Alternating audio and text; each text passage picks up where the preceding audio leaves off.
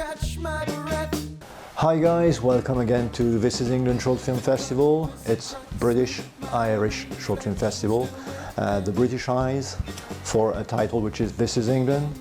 Okay, I'll explain later, but it's an old story and I hope you don't mind if you come from Ireland, but okay, we know that the British Eyes and England is different and it's a long story, but well. Today we've got a new experience, I would say, in terms of interviewing people, because we usually did very traditional interviews. Now we've decided to do something different. We've got three teams together to talk about their films today. I'm going to start with Adnan, and Stephen Chatterton, the writer and director, is here with us. Thank you, Stephen. After that, we've got also Confession of an English Anteater with Crumbie, who is director, artist and musician on the film, and Danny Murgatroyd, who is a composer and sound designer of the film too. And eventually we've got Wildkind, the Irish animated film with Ciara, Tinney, producer of the film, and John McDaid, director. Okay, so 5 people to talk about filmmaking, which is very interesting and I can't wait. But the fact is, there is something very special to your films, is that they are all turned into books. Okay, so we've got Adnan, we've got Confessions of an Anteater there, and Wildkind. So 3 very beautiful books that you can purchase in very good libraries around the world, of course. Do not hesitate. And so I was quite interested by the process of turning either a book in a film or a film in a book, because it's 2 different medium, of course, media. Plural. And so that's my first, the start of the conversation I'd like you to have with me is, so for Confession of an English Anteater and for Wildkind, it was first a book that you turned into a film. So you had to make choices,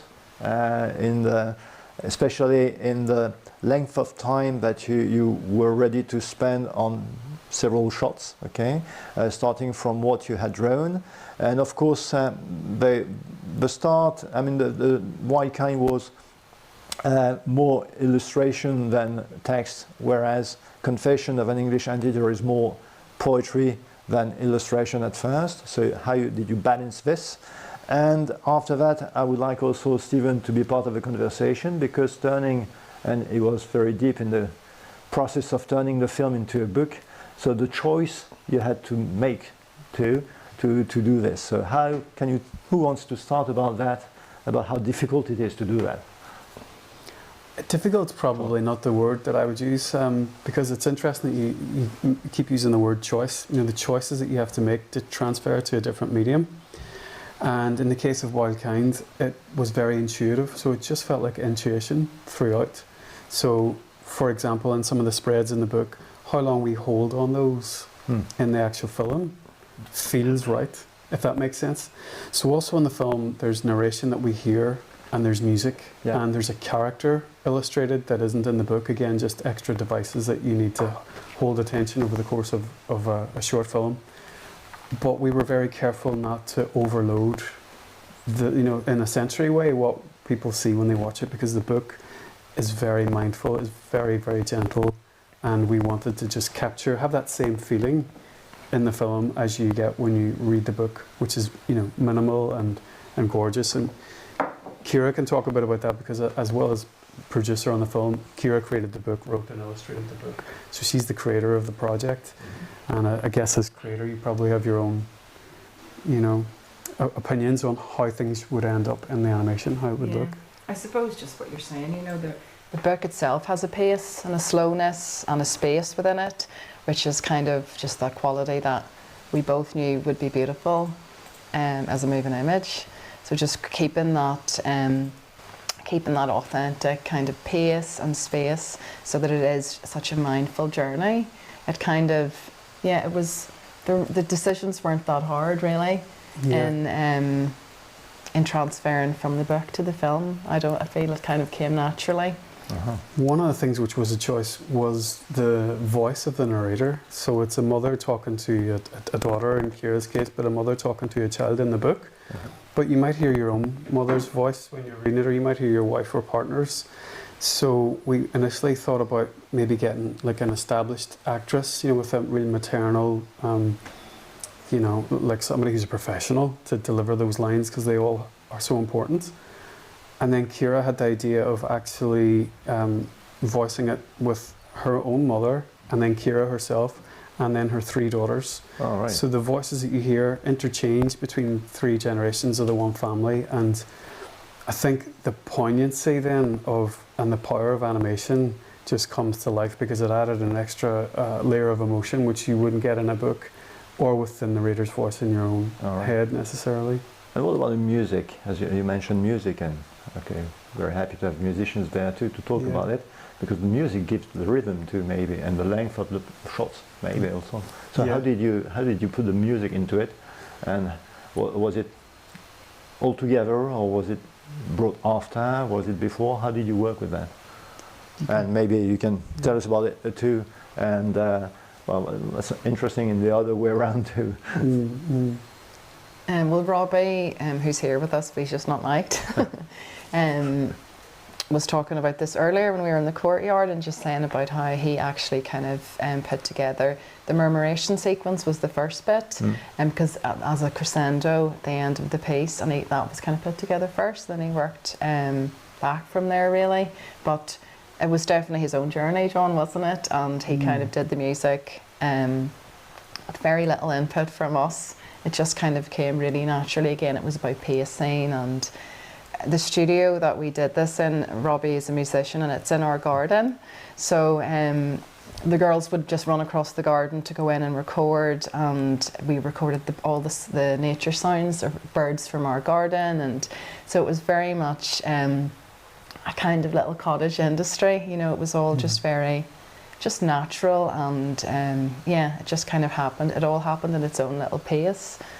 We did it around the time of the animatic, so it wasn't the very last thing in the process. It was just once we had the time kind of beats set in stone, Robbie just ran with it. So there was no brief. There was barely a discussion on what we wanted for music when he started playing around with these ideas, and they all just landed perfectly. So with some tiny stretches and squeezes as we went along with different shots.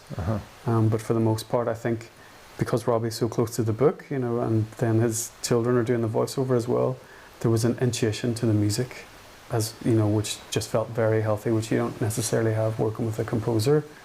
In a typical production, there was something that the closeness to the project just came through in the music as well. Okay.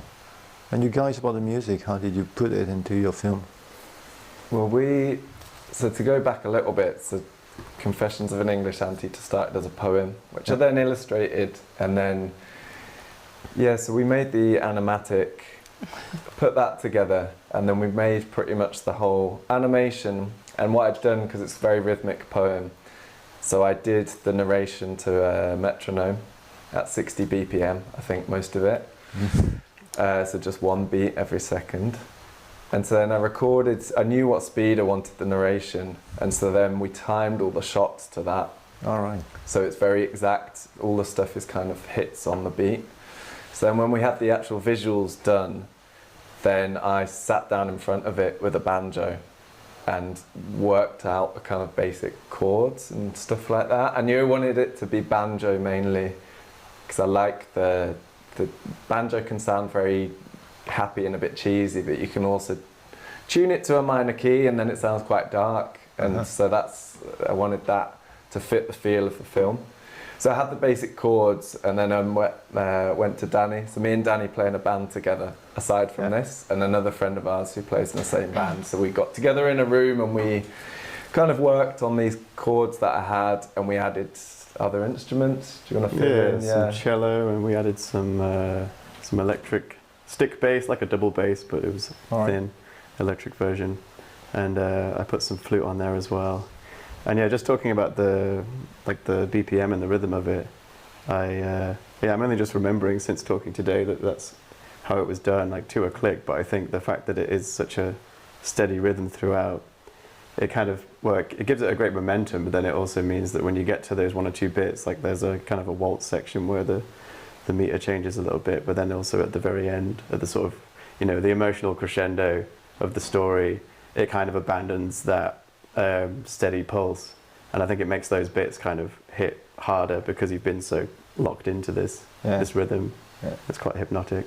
And we wanted to make all the sound, we didn't want to use sound effects that had just been taken from like a library, so we decided to make all the sounds from the instruments we were using. So in the film you get ants scuttling around, and we use that, just very high-pitched violin stuff. And like there's a bit where he eats some ants, and I think we used that by kind of hitting the wood of the cello or something, so just to keep it in the same universe. And it's interesting trying to like, doing Foley sound effects is like a lot of fun in any context, I think, but it was fun trying to think of how can we represent, you know, the kind of sound effect that you want with this, with just this instrument. Added a nice layer of interest to it, I think, for us. All right.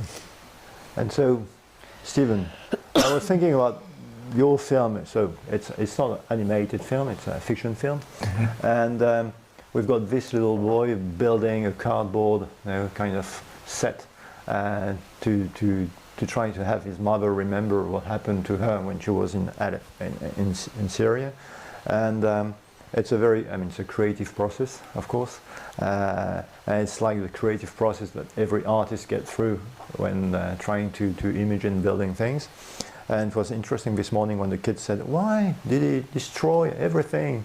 And because it was precisely the purpose of it, to build it, to destroy it, to have his mom get the memory back.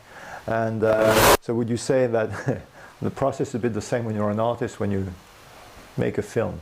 And then after that, you said you recut it.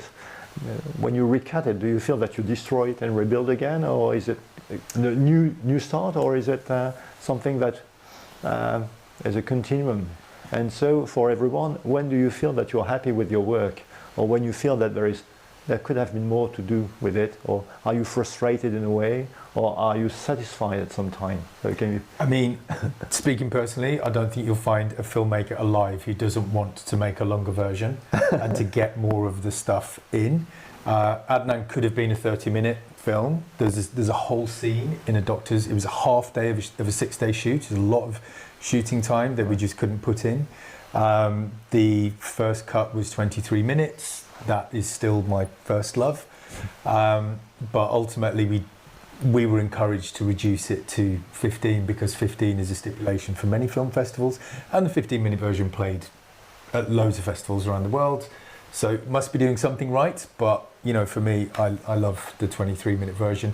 But it's interesting that, you were talking about your book is in Irish and in Arabic and multiple versions, and Adnan is, it was in no one's mind when we made this film that we'd make a book as well. No one's mind whatsoever. And yet now, when I look at the book and I think about the film and just how interconnected they are, and being here in Rouen this time, and for all of the children who are watching the film and reading the book, and they're connected, and I've done events where I will screen the film and then I'll read from the book. They are connected, weirdly, and yet that was never ever the plan. The book was a COVID lockdown idea, project. It had been suggested quite a few times because within the film it's a very creative process and very visual. So it became this book, and there are things in the film that aren't in the book, and there are things in the book that massively improve on things that are in the film, and they're speaking their own languages. And a huge part of that is Diala Brisley, who's the illustrator on the book, because Mark and myself, Mark's my co-director and filmmaking friend, we create the words, we interpret, translate the short film, and this structure is on the 23-minute version as well, the order of events. We condensed that into basically 500 words was kind of a poem, really, but then what Diala brought to this is just mind-blowing. I think there are sequences in here that are just incredibly beautiful. Can I just quickly... Sure. So in the process, what you're saying, that in the process of turning it into a book, you had to rewrite it, to shorten it? Reimagine, I think. Okay. Reimagine. And then the illustrator did a work starting from what you had written? Yeah, absolutely. Okay. All right. And this Okay. is all through the medium of a publisher. And you know, like the choices you make at the beginning. I was thinking this when you spoke. Did we write this first person or third person? Seems like a very simple, but it's so binary. Are we omniscient narrator, or are we? And because the film was always from Adnan's perspective, then it just had to be first person. But I just quickly want to show you my favourite. This is the second spread, if anyone can see this.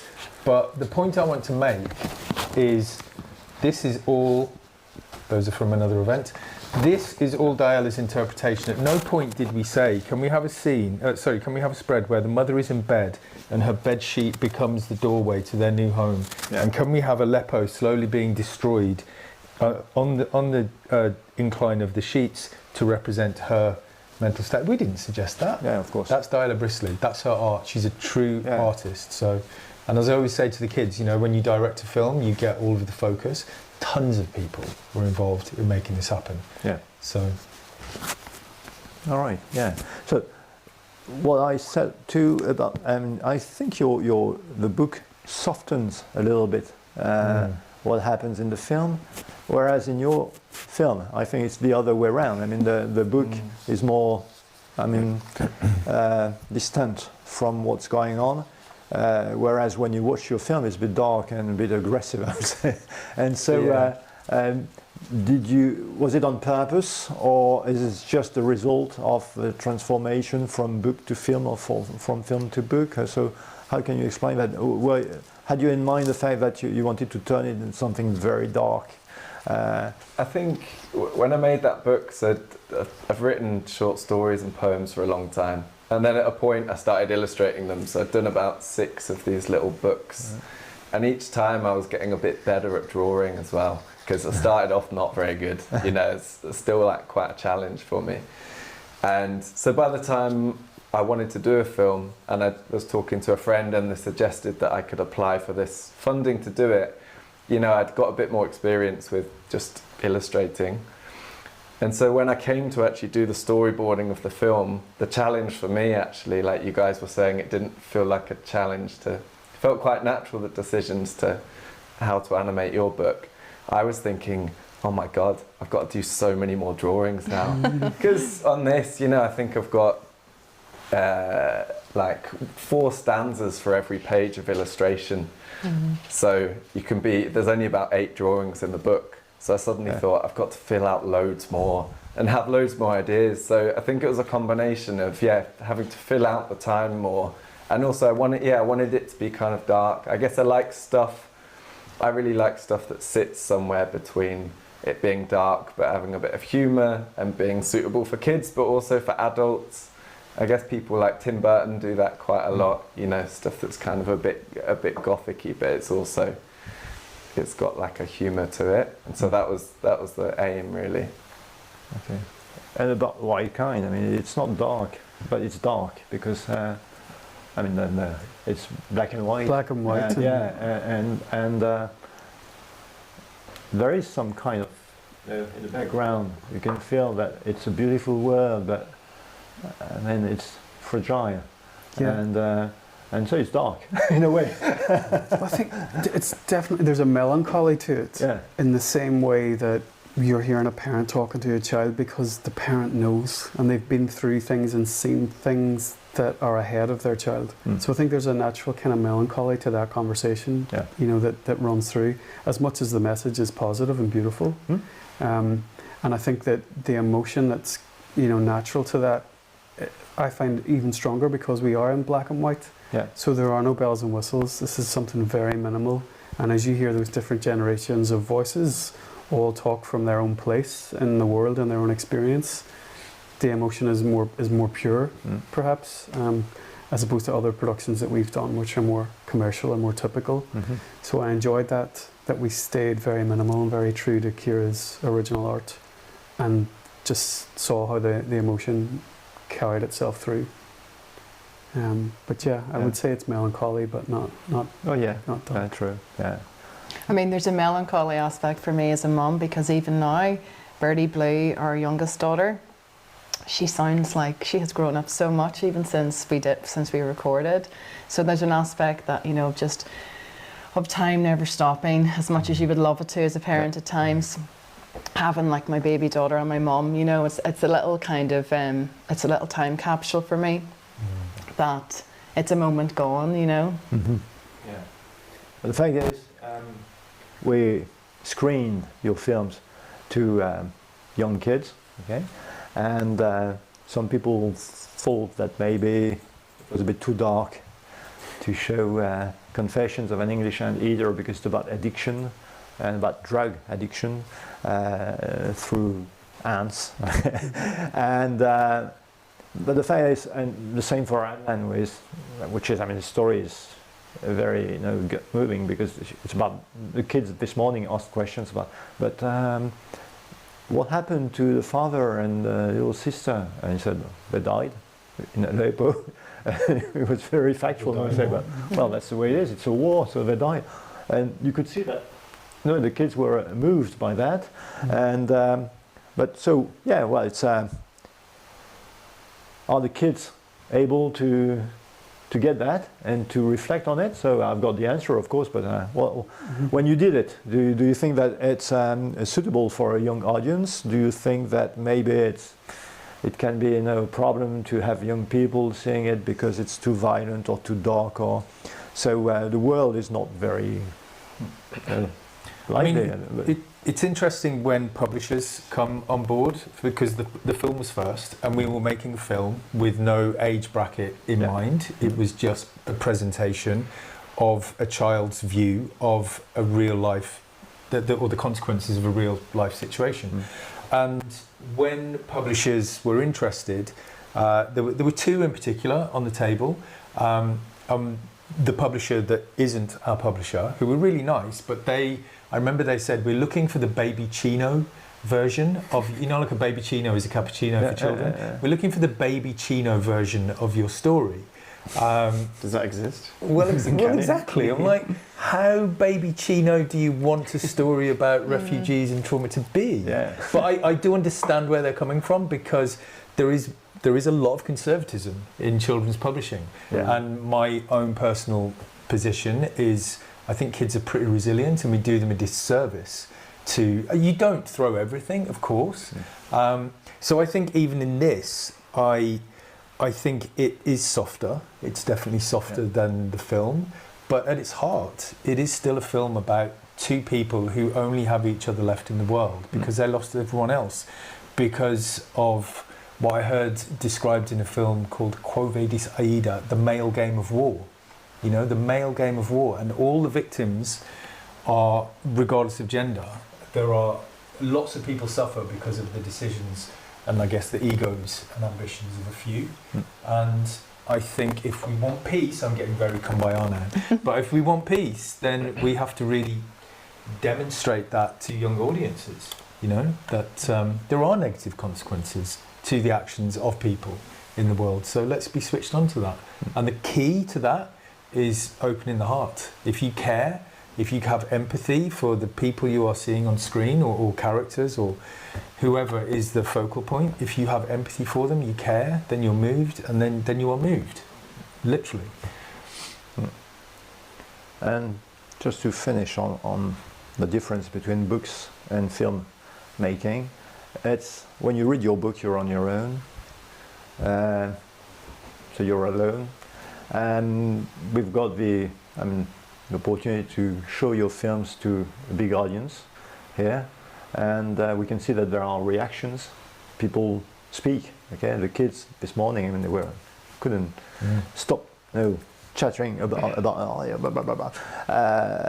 So it means that you receive the message, but you're not alone, and so it triggers discussion, conversation. And so, did you have that in mind too, doing both? That you've got the time of being alone with your own thoughts and reflection, and the time that you set yourself, and also to offer another way of receiving it, which is more collective, more in an exchange. And so when you can try on a couple of ideas maybe you got, or maybe your feelings you had, and to compare it with others because it's more comfortable, and sometimes you feel better to talk about it rather than being alone. So did you have that in mind, or not? Is it a surprise or a discovery for you? So.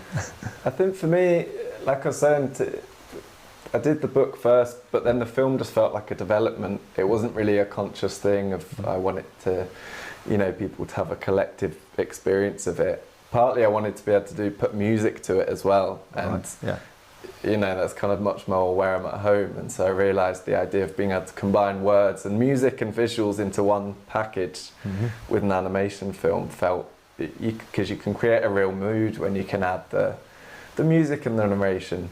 But what's been really nice about coming to film festivals and seeing it there is, seeing how people react to it, and quite differently. And just going back to your previous question about whether it's, too dark for kids. I think kids like that stuff. And if you look at lots of like old kids' stories, they're really dark. And I always liked that stuff.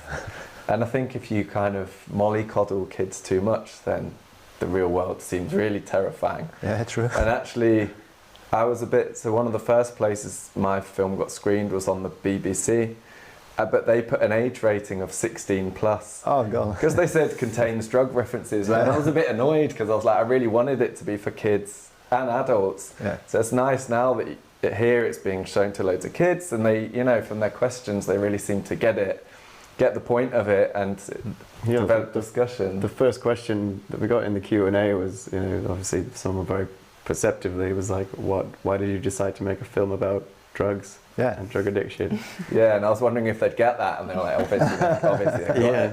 But then it showed another film festival to tiny little kids, who were like 6, 7, 8, and they seemed to get something from it too. And so that for me was the real aim. Like, can it please people at different ages? Yeah, sure. And so I was very happy to see it did. Yeah.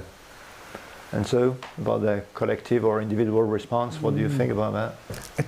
It's so interesting because I know the point you're making is like a book versus a film at a screening, but the side of it that interests me is kind of, I think there is a word for the sense that a piece of art doesn't exist until it's perceived. So you create it, but it doesn't fundamentally exist until it's received, or there's a gaze of the viewer, whether it's somebody listening to a piece of music or looking at a painting.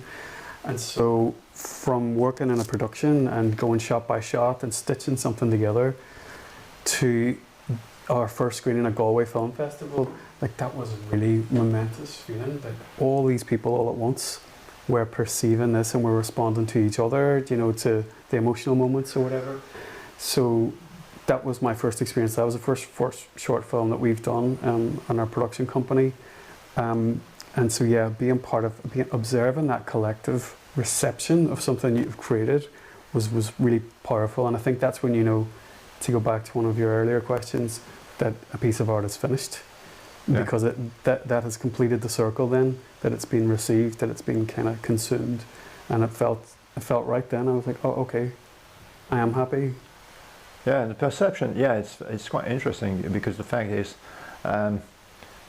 art can't be didactic. If it's too didactic, I mean, it means that you're teaching a lesson and you're saying that's what I want you to think.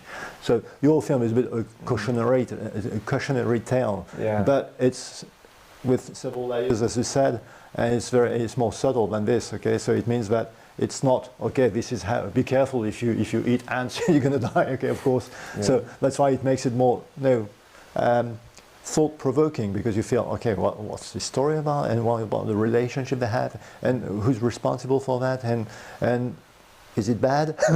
Okay, and so it means that there is no.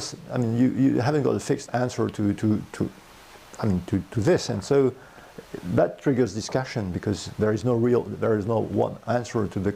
It's not a question. It's just thinking. Okay, and that's what is good. And the fact, I really love the fact that you managed to use two media to express something which is not the same. It's like speaking, your film is in 3 languages, and I'm quite sure that the impression is different whether you watch it in Gaelic, in Arabic, or in English, because the sound is different. And even the words, if you speak, I mean, if you understand Arabic or Gaelic, I guess, because when you translate things from one language to another, okay, you're never satisfied. because they say translating is being a traitor to the source, because the words you use for even the sound, some students saying, in French you say comprendre. It comes from Latin, cum, with, and prendere, which means take. So, and in English you say understand.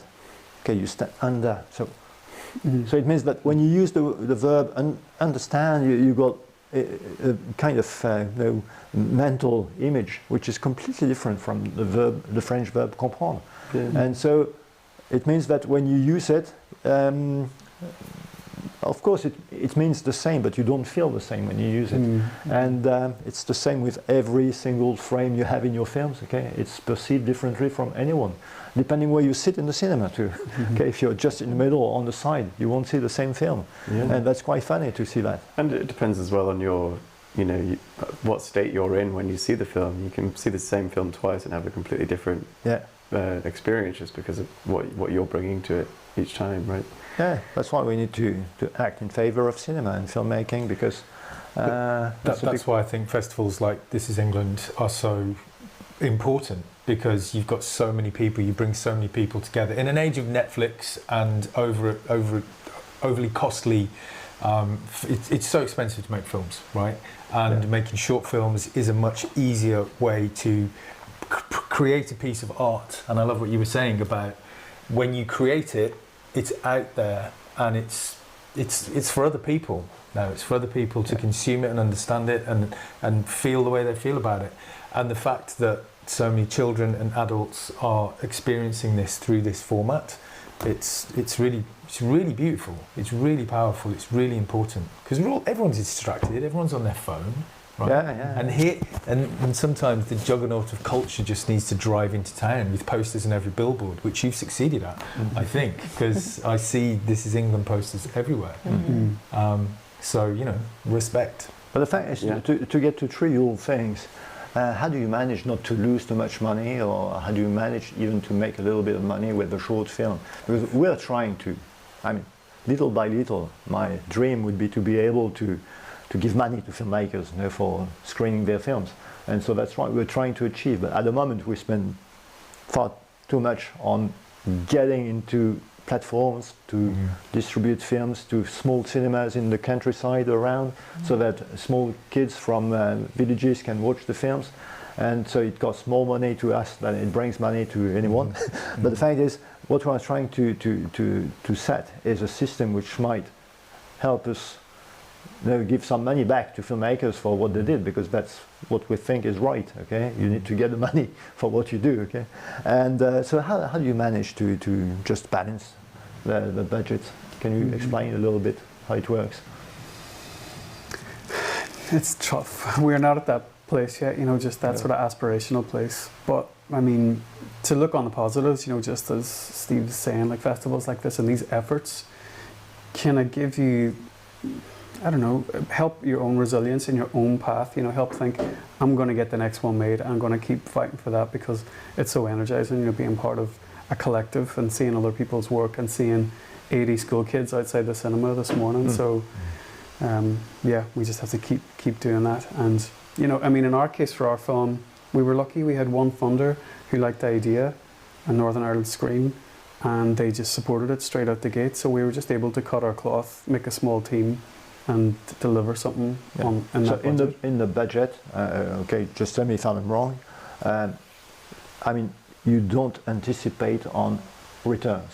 It means the budget is set when you say, okay, this is, and you think ahead of festivals, for instance, and you feel we're going to leave maybe, I don't know how many pounds on, or euros on getting to festival submissions and all that. But you don't think that you might get some return out of it? In this case, like our production company has made different shows for kids, like Puff and Rock and other work, which are commercial concerns. They have a set budget, investors all need paid back, and you need to have a sales plan for all those. So that's where our head's been for 10 years, and that's why this, as a standalone project, the book just came in the post from Ciara, and I read it to my own 3 daughters at home, and they loved it, and I was like, maybe we should just do this. So we've done this very much for the joy of the process, and now for this huge reward in seeing it selected for festivals. It's just hugely energizing for everything that we do across the board. So returns on investment, that wasn't a factor for us in this one. No one's getting rich out of art, generally speaking. I think it's harder than ever to be an artist in the 21st century. Yeah. And it's easy to say you have to be doing it for the love of it, because we all have to eat as well. Yeah. But I think you do have to be doing it for the love of it. I mean, when we put Adnan together, I don't even know if we were thinking about film festivals. We were thinking, this is a project, we're filmmakers, we're going to create a project that is a welcoming gesture to what, because absolutely, completely adamant, we're casting a Syrian refugee boy in the lead role. He and his family, this will be a welcoming project for them. But what happened with Adnan is just we started with an intention, and people got on board, money got on board, and just people believed in what we were doing, and it's just grown and grown and grown. But it's not for profit. Yeah. No, Adnan's only cost me money, you know. We went $3,000 over budget. The financiers put in money, incredibly generous. I mean, Adnan, the film was financed by a Hungarian Jewish refugee, but he was in 1939. George Weiss was a Hungarian Jewish refugee boy fleeing the Nazis, arrived in the UK, became very successful as an engineer. His daughter's Rachel Weiss, kind of FYI. But 80 years later, that Hungarian Jewish refugee boy is financing an opportunity for a Muslim refugee boy who goes on to work with the BBC, etc., etc. Okay. Like these are all the benefits, these are all the profits. Yeah. But in terms of actual wonga, doesn't happen. And, Yeah, you know, they were militant with us. You've gone $3,000 over budget, you have to pay for that. Yeah. So I looked at my credit card statement and was like, yeah, I've got £1,500 credit for me. That's it, but you do it for the love of it. Yeah, true. The same, I guess. Yeah, the same. We had a very low budget, and we stretched it as far as it could go. Yeah. And then, yeah, I didn't really think we'd make any money from it. No. Well, we're really working on it here, you know, Yeah. because if our school screenings are successful, because we are trying to expand school screenings to France. Okay. But once, as I said before, it costs us far too much money, and we won't get much money this year, I guess. But the fact is, if we find that there is a way of doing it, I mean, we've discussed that within the team. I mean, of course, we want to make sure that the money gets back to the filmmakers, because it's so important to be paid for what you're doing. And as you said, you won't make money, but you will at least not spend too much money on it. And it, as you said too, I mean, it gives you the momentum to keep working on that. And I guess maybe you hope maybe to, well, not to be hired by Netflix or something like that, I guess, but sometimes to make money out of it, you need to work with the devil, I would say. So are you ready for that? Of course, yeah. Everybody here, yeah. I've got Netflix at home, okay. I watch it too, like everyone, I'm afraid. The fact is, I love going to the cinema too, and okay, well, you can do both. That's the problem. Some people do only once. So what about, you wish you could... I think, you know, I love Steve's story where you can see something else emerging from it. So you've created this film, it has its budget, everybody got paid and that's it. But something else can emerge from that, whether it's a follow-on or somebody else sees your work and then hires you because they respect what you've created, or it can emerge in a different medium completely, like a book, which could sell and make money. So you need to create it in the first instance to create that potential, you know, for these other things to happen. Yeah. Sure. Well, anyway, I hope that they will watch your film, because honestly, I mean, when you see the response of the audience here in France, I mean, the people are really, I mean, they love what you did, so I guess you deserve to be promoted to Netflix. I don't know if Netflix is the answer. I'm kidding. No. Yeah, but okay. Quentin, you tell us when you feel that we've had enough. But I think that was pretty good. Ball and chain. Running is the choice that they